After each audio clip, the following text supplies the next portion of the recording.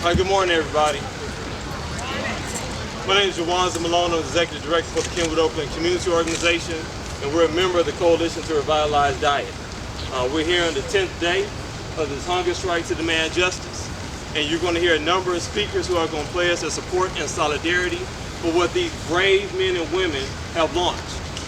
On August 17th, 12 individuals, parents, community members, clergy, launched a hunger strike. They refused to eat to demand justice for this community that's been maligned for years by Chicago Public Schools and its appointed Board of Education. We're going to hear from a number of speakers today. The first one will be from one of the hunger strikers themselves. I want you to listen very carefully to what's being said because people will lead you astray. You will have elected officials who've done nothing to help this school, to help these people when they've poured out their hearts to request assistance. They'll tell you lies. And so what you're going to hear today is the truth. Our first speaker is G2 Brown, Director of the Journey for Justice Alliance.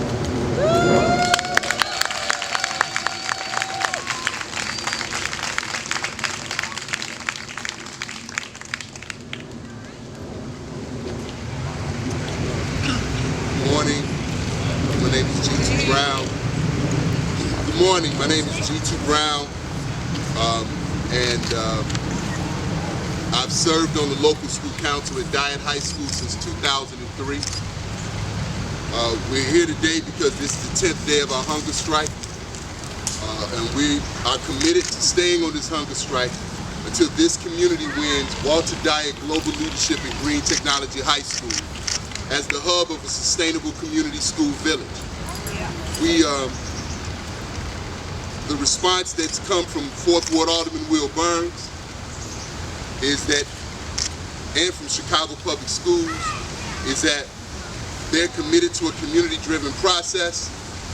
When we've tried to work with Chicago Public Schools since 2009, in absence of a vision from the district, mothers and fathers did what is not our job. We came together and we developed a vision for Dyett and 6 feeder schools in the neighborhood, because Chicago Public Schools did not have a vision except for destabilizing the schools in our community. If you look at the history of school closings in Bronzeville, there are several what they would call level 1 schools that have been completely destabilized in this community. That's the truth. This high school right here, you will hear them say that it was phased out because of low performance and declining enrollment. What they will not tell you is that in 2008, despite being a receiving school for Inglewood, we had the largest increase of students going to college in this entire city. We also had the largest decrease in arrests and suspensions for 2 straight years. In 2011, we won the ESPN Rise Up Award and beat out 400 other schools in this community. The response of CPS was to make sure that the children that went here could never enjoy the renovated gym rooms. They could never enjoy the new, and it got so bad that they had to take art, music, and physical education as online classes. That is not bad teachers. That is not disinterested parents. That's a district that did not value the children that went to this school. That's right. So we've done everything we can to work with Chicago Public Schools. We don't care about meeting with them anymore. We want the school. Right. Look, over 2,000 residents in the city.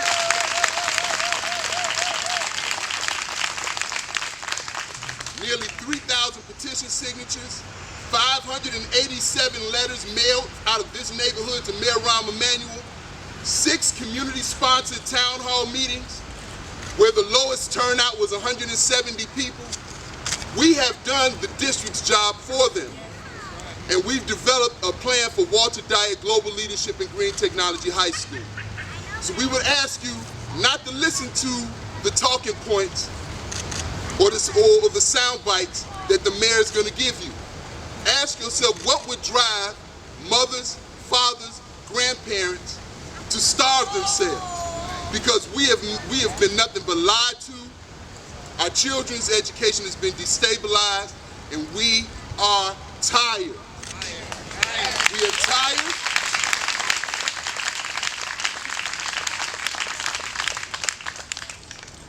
of a district underserving children and then blaming them for being underserved. We are tired of schools in our community being destabilized as they become receiving schools for school closings. We are tired of losing our African American teachers, and we are tired of our children being bounced around in schools like they don't matter. So we will remain on this hunger strike until this community wins what it deserves. This historic community, Bronzeville, wins Walter Dyett Global Leadership and Green Technology High School.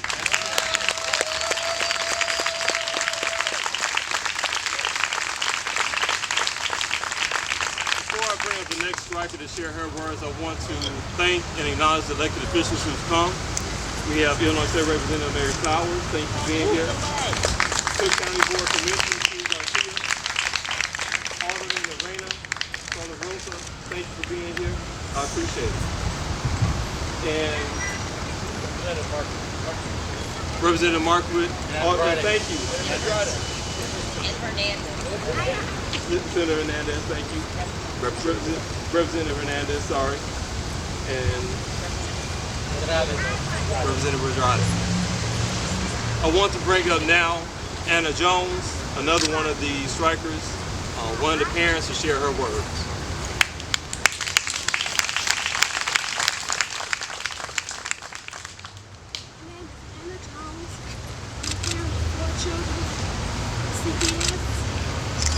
I'm here because I'm tired of the stabilization of our communities and our schools. I'm tired of seeing my children and other children's education being sabotaged at the hands of our politicians. We're asking, we're demanding a community-driven school that will anchor our community for generations to come. Parents are not wrong asking for equal educational opportunities for our children. This is day 10 of the hunger strike. Now mentioned Alderman Will Burns and Mayor Randi because it's a shame that I haven't seen the faces of either one of those politicians. And I say that because those two men are the ones who can take this nightmare away from us. So I ask that you people understand that we are not militants, we are not aggressors, we are not against any other proposal. But it's important that you understand that we need strong academic structure for our children. Sports and arts are important, but none of that is more important than an academic plan for our children.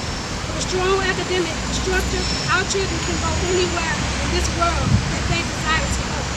Education is valuable, and it's a shame. It is a shame that will be jeopardized at any cost. My children deserve more.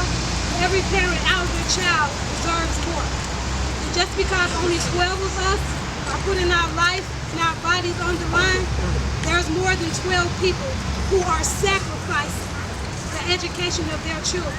So please understand, it is very important that we get Dyett Global Leadership and Green Technology.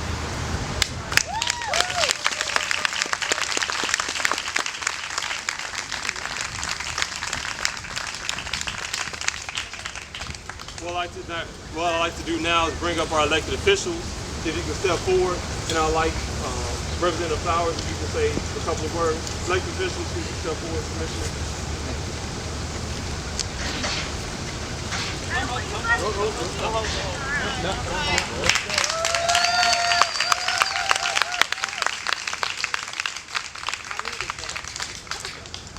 Good morning, everyone. I'm State Representative Mary Flowers. And I'm truly humbled to be here today and humbled to follow Mrs. Jones. See, earlier today, Mrs. Jones was bent over and she was crying. And I'm so tired. Of the 30 years that I've been in office, I've seen so many black mothers and fathers crying over their children. They have been begging, they have been pleading, somebody please help us. See, if her child was murdered, maybe the mayor would show and maybe he would put his arms around her because her child is murdered. But no, her child's not murdered. Her child is alive and well. And her children are alive and well. They're capable of doing numerous things. But no one is here to embrace them. No one is here to respect them. But guess what? We're sick and tired of being sick and tired. Enough is enough. This is our community, ladies and gentlemen. Let me explain. This community, it belongs to us.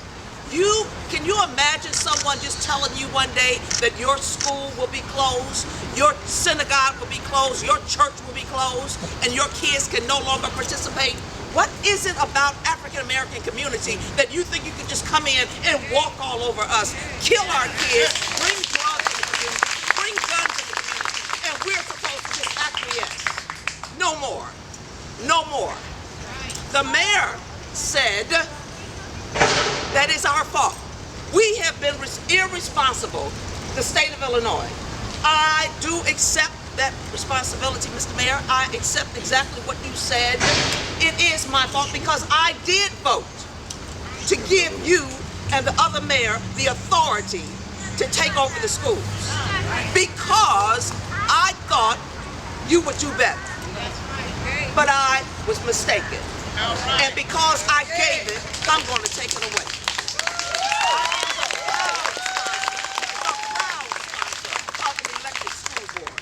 And it is my pleasure to introduce the sponsor of the bill, Representative Martin.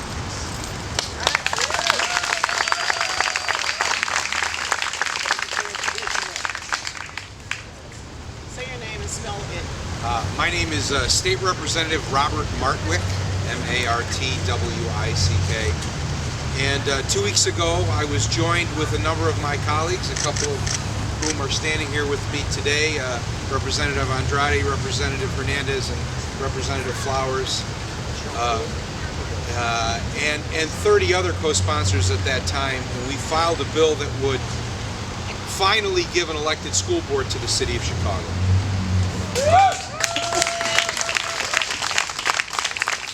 This is an idea that is just long overdue, and by virtue of the fact that we had a vote in an election here in the city of Chicago where 90% of the people who voted in support of an elected school board. Now this is not a crazy concept.